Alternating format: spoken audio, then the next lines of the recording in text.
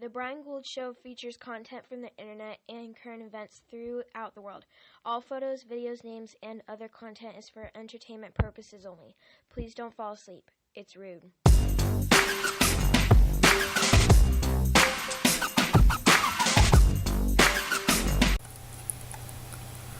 Hello everybody, welcome to the newest edition of the Brian Gould Show. This is my year in review episode.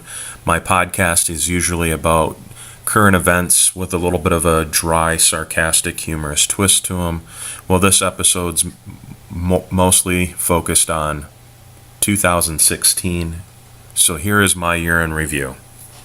Brexit, Trump, and Dilma.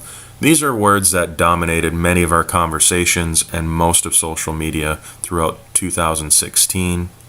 Some media outlets covered these stories more than others, such as Britain's exit vote to leave the European Union, Donald Trump's unexpected upset of Hillary Clinton, and the impeachment of Brazil's first female president, Dilma Rousseff.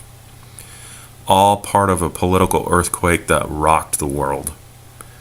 But it wasn't all about politics in 2016. A Fortune 500 company took a hit as well. The Wells Fargo banking company got caught in a phony account scandal that broke out in September. It cost the bank more than its reputation. In a matter of a few weeks, legislatures on Capitol Hill opened up an investigation into the alleged misconduct. Customers brought a class action lawsuit, and CEO John Stump stepped down. The dust hasn't settled yet, guys. At least according to some analysts, Wells Fargo could lose up to $212 billion in deposits and $8 billion in revenue over the next year and a half. Moral of the story, if you have a Wells Fargo debit or credit card in your wallet, cut it up and get your money out and leave. We saw companies split, and we saw companies merge. Microsoft buys LinkedIn, AT&T buys Time Warner, Verizon buys Yahoo. At least that's what's in the works as we speak.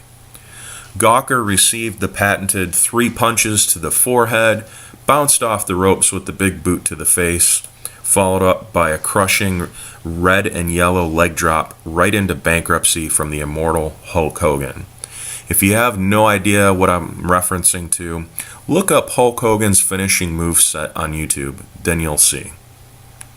Apple refused to help the FBI with a backdoor way of getting into the almighty and precious iPhone to help with a terrorist attack.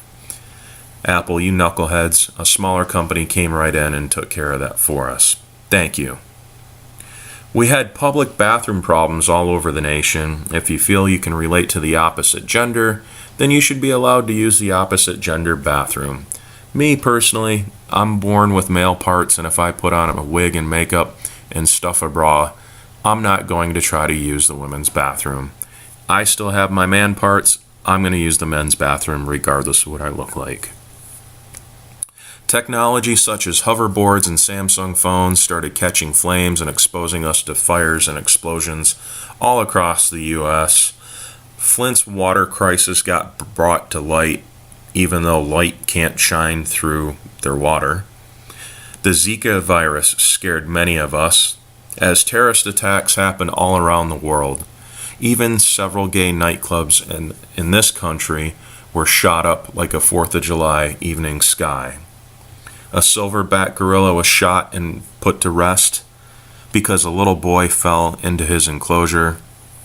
Mother Nature submitted parts of the United States as we had massive flooding in Texas. Hurricane Matthew destroyed the East Coast. Fire burned down south, and a horrific blizzard hit the Northeast. We saw hate, we saw racism, and we saw plenty of bigotry reign throughout 2016. But at certain points throughout the year, we also saw hope trying to extinguish each one of these attacks.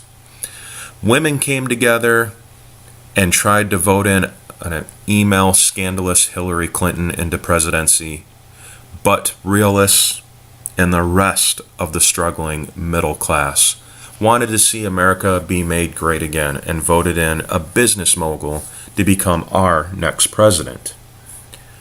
Despite the uneasy year, folks, progress was still made. Keyword, progress.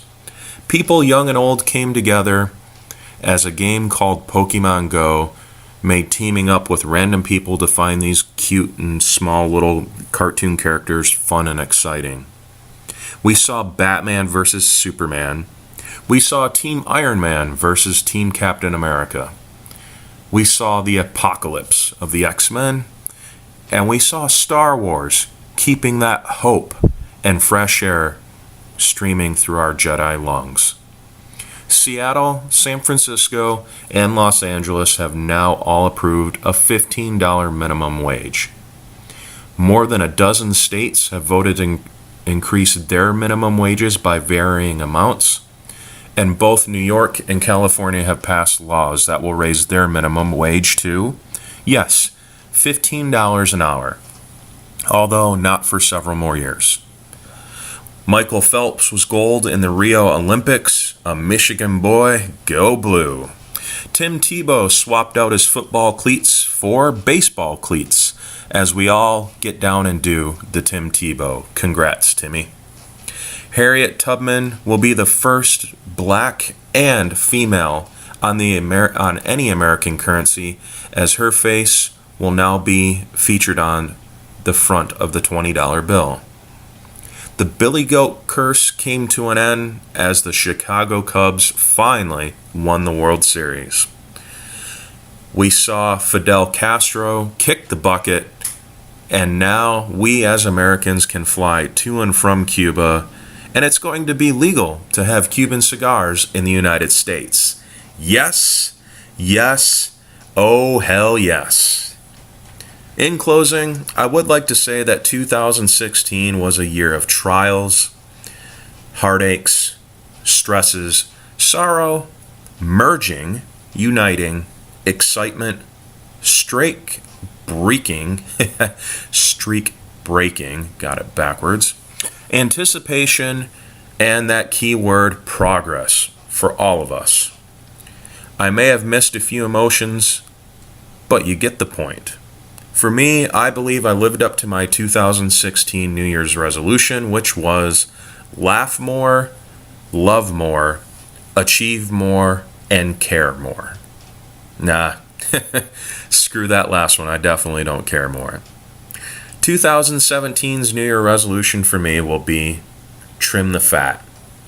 And maybe it's something that you should consider as well. And what I mean by that, metaphorically, anyone that's Debbie Downer in your life, the job that you just can't stand, the car that just keeps breaking down, the checking account that keeps bouncing, the vacation you haven't gotten to take because of whatever reason. Trim the fat. Get rid of all the heartache, all the stresses that weigh you down. Keyword weigh. That weigh you down physically, emotionally, financially, spiritually, and any other Lee word that's out there. Trim it, get rid of it, change. Nothing changes if nothing changes. You have to be that change. Trim the fat. I'd like to give a few shout outs to a few people and few organizations. Mr. Berries and Mike, 444 Radio, my boys over there. You guys help make Fighting for a Cure 3 a success for Florida Pro Wrestling. I would like to thank you. Jay, Evan, Mike, you guys help push that over the edge by letting us use your facilities and donating your time and money. I say us as a representative of Florida Pro Wrestling. Thank you to the fans. Thank you to the wrestlers. And thank you to all the staff that donated time, money, and your effort to help raise over $6,200 for the American Cancer Society. That event was truly a success. Thank you, guys. Thank you, Pete Rose, for allowing me to interview you on my sports show. I will definitely be looking forward to meeting you this year and catching up with you on that dinner you owe me. Thank you to all of you that continue to come back and listen to this podcast. It's been boring at times, it's been funny, and it's been just pure blah at other points. I get it. I understand it. Consistency is key. So once again, that will be my goal, to be consistent with these podcasts. I did read not too long ago that self-education is one of the top 5 things that you should be doing, whether it's reading a book or listening to a podcast.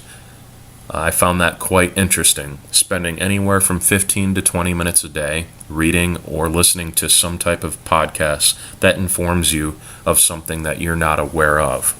Self-education is my goal for 2017 as well. Last but not least, usually I do a little music and picture tribute to all the famous people at the end of this particular episode to close it out. But the criticism that I've received is that it's depressing. So rather than do that, I'll just name some of the many names that we have lost in 2016, such as David Bowie, Nancy Reagan, Frank Sinatra Jr., China of the WWE, Prince, Alan Young, Muhammad Ali, Gordie Howe, UConn female basketball coach Pat Summitt, Gene Wilder, Alan Thicke, sports reporter legend Craig Sager, got his start right here in Sarasota, Zsa Zsa Gabor, George Michael, Carrie Fisher, and Debbie Reynolds, just to name a few. No disrespect to the ones that I did not mention, but again, the criticism I get is it's depressing. Thank you guys for listening. This is my 2016 year in review. Some highlights and some low spots throughout the year. Again, 2017, trim the fat. Please click the like and subscribe button. Pass it along to your friends. All the social media outlets you need to follow me are in the description below. And visit my website, briangouldshow.com, for much more. Thank you guys. Happy New Year, and I will catch you guys soon.